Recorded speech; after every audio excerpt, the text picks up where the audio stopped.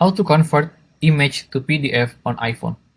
So what you want to do is go to your gallery, your photos, and you can choose the photo you want to make as a PDF.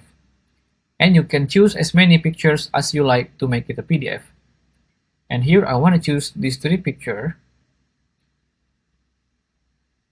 And after you choose, you want to go to your lower left and click this share button.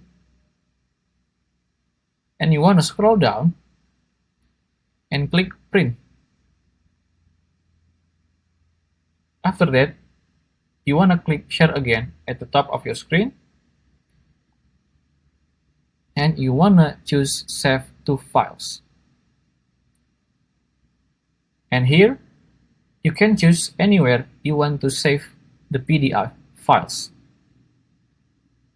For example, I want to save it on my iPhone, and then click save.